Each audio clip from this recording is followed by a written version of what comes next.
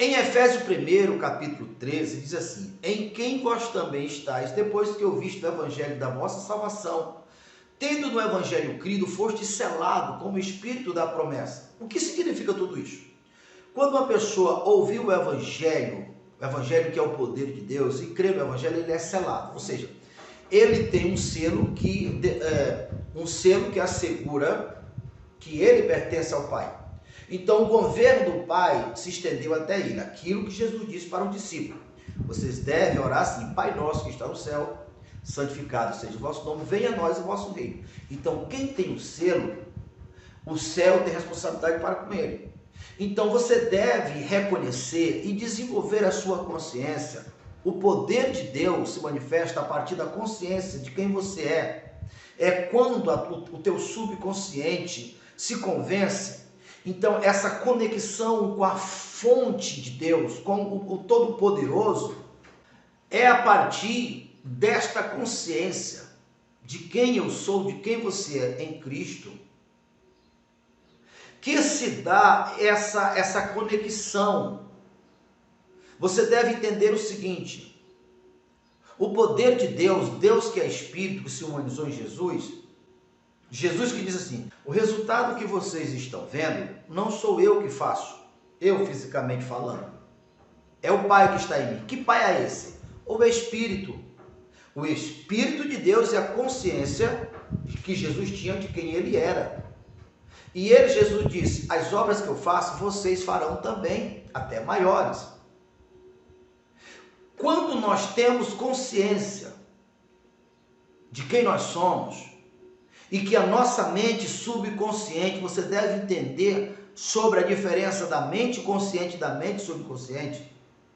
Nós não contactamos a Deus com a mente consciente. Nós contactamos a Deus com a mente subconsciente. Mas a nossa mente consciente é formada das crenças do conceito do que a nossa mente consciente definiu. O Senhor Jesus, que é o caminho, a verdade e a vida, e ninguém vem ao Pai senão por Ele, Ele é a vida, Ele é a verdade.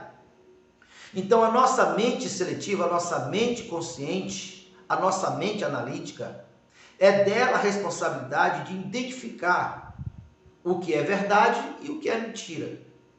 O que é da parte da vida e o que não é. Porque aquilo que a nossa mente definiu como verdadeiro passará a fazer parte do nosso subconsciente.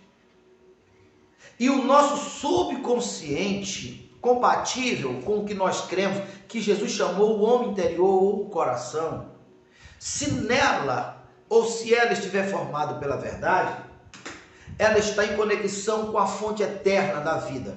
E nós sabemos disso porque o resultado aqui fora é vida. Jesus falou sobre isso quando ele disse: pelos frutos se conhece a árvore.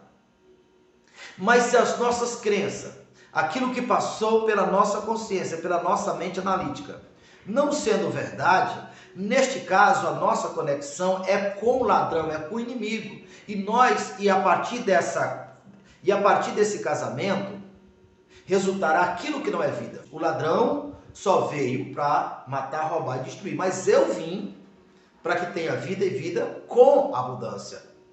Eu sou a porta. Quem entra por mim, entrará e achará pastagem. É o mesmo que João 14,6 está dizendo.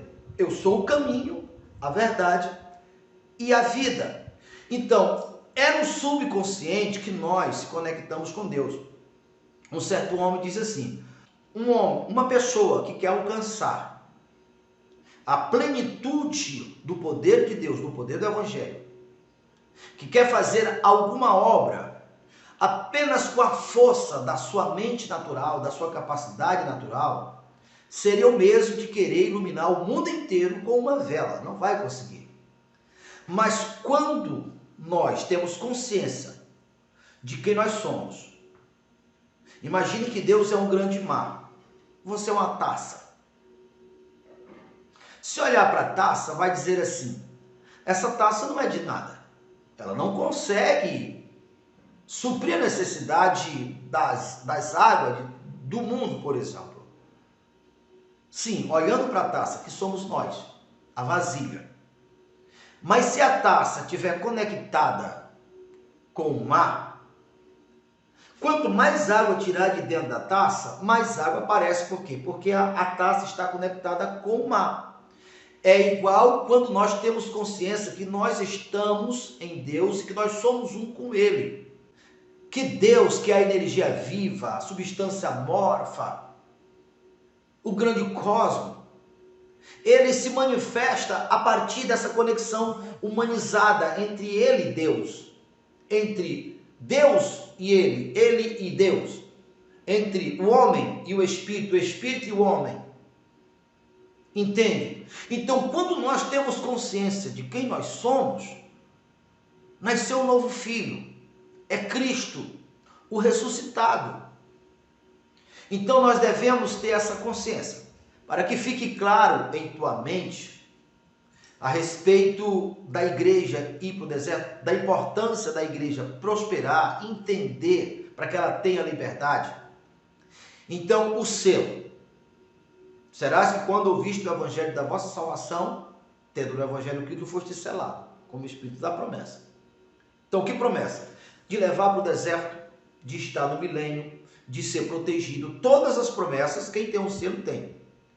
Quando você tem consciência disso, você trabalha todos os dias com tua mente livre, com teu corpo livre de medo, de insegurança, de opressão. Por quê? Você está trabalhando aqui agora, reconhecendo que o poder maior está contigo, que Deus está contigo. Suponhamos que o Senhor Jesus aparecesse agora e levasse a igreja para o deserto. Você estava trabalhando normal, mas pelo fato de você ter o Espírito, automaticamente você seria avisado. Lembra que o Senhor Jesus, ele disse que quando chegasse a consumação de todos os tempos, ele daria ordem a seus anjos para juntar dos quatro cantos da terra os escolhidos? Quem tem o selo, quem tem o Espírito. Então, se porventura fosse hoje, que Jesus não vem até que se manifeste o homem do pecado, fique tranquilo, mas suponhamos que fosse hoje, você tem o selo, então você seria avisado, você ia para o deserto. Você ia para o deserto. Se você passar para o Senhor antes de Jesus vir, você não morrerá. A morte não exerce poder sobre os que têm o Espírito, os que estão em Cristo. Não exerce poder. Quando a ordem subisse para as testemunhas que tinham morrido lá em Jerusalém, aquela que os inimigos estavam fazendo festa a respeito dela, dizendo, olha, matamos, acabamos, cadê o poder deles? Quando a ordem brandar, suba cá, todos os que estão dormindo, que não morreram, serão ressuscitados também, como está escrito na Bíblia. Durante os 7 anos, quando terminar os 7 anos, você vê lá em Apocalipse, você vê lá em Isaías, o término de Isaías 35, diz assim, e eles retornarão a Sião com cântico e júbilo e alegria eterna. É quando se dá o vencimento definitivo do povo de Cristo com a besta. Então retornarão para quê? Para começar o governo. Então quem tem a promessa, tem todas essas promessas. Assim sendo, você deve ter confiança, você deve ter paz. Falando sobre o ponto das finanças. Muito bem. Você deve ter consciência que o poder está dentro de você, porque enquanto você não tiver essa consciência que o poder está dentro de você, você não vai conseguir ter paz, ter alegria, ter felicidade. Você não vai. Porque você ainda não entendeu que você não depende do sistema. Você não depende do sistema. Olha que a igreja no deserto que não dava nada, passou a dar. A partir do momento que a igreja chegou lá. Então você deve entender isto, se convencer disto, por quê? Vamos lá. Nós já falamos sobre a lei da vibração e sobre a lei da atração. Iremos falar sobre a lei da visualização. Uma pessoa cheia de medo, cheia de insegurança, cheia de traumas, cheio de rancor, cheio de ciúmes, cheio de inveja e de outros desvios. Quando ele vibra o quê? Ele vibra tudo isto. E é a soma disso tudo que gera uma semente X. E essa semente X atrai o resultado X. Imagine você colocar dentro de uma panela uma carne estragada, um feijão, sei lá, uma folha de cabaça amarga, né? Uma folha de espinho, também uma folha de laranja, ferve aquilo tudo. Então, aquilo tudo fervido resulta em um cheiro único e X. É a soma de tudo. Se você beber, resulta em um gosto único e X. É o mesmo que acontece com todos os humanos. O que nós vibramos, que é a nossa semente, que irá atrair, compatível com o que nós vibramos, os resultados compatíveis com tudo que nós somos. Por isso é importante uma pessoa entender essas leis e não deixar vibrar o medo, a insegurança, a escassez. Não, agora que para isso ele deve ter consciência que essas leis são eternas, são essas leis, ou através dessas leis, que o universo se move e é a partir de nós, entende? Porque quando nós vibramos, nós emitimos em contato com compatível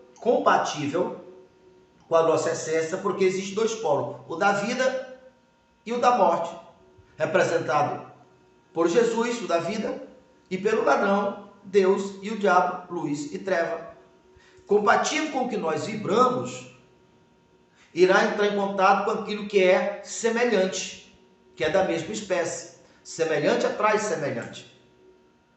Então, se você vibra o medo da escassez, se você vibra a raiva, o ódio, a insegurança, a infidelidade, então naturalmente você irá entrar em contato com o polo que o diabo representa, porque é ele que é mentiroso, ladrão, injusto, desonesto.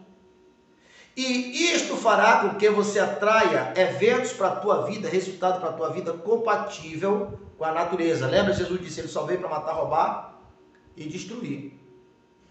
Por isso, quando você tem consciência que essas leis não são leis inventadas por alguém que inventou agora recentemente, não, são leis eternas. São leis que o próprio Jesus falava sobre essa. Na verdade, Jesus é o autor e consumador dessas leis, porque Jesus é o autor e consumador da fé. A fé que chama a existência são os alinhamentos das leis da atração, as leis da visualização e a lei da vibração. A fé chama a existência aquilo que se espera. Por isso, quando você passa a ter consciência disto, você conscientemente começa a focar no positivo, começa a focar no belo, começa a pensar no que é bom, começa a se conectar com tudo que lhe traz felicidade e vida. Porque assim sendo, você irá vibrar tudo isto e você irá atrair isto.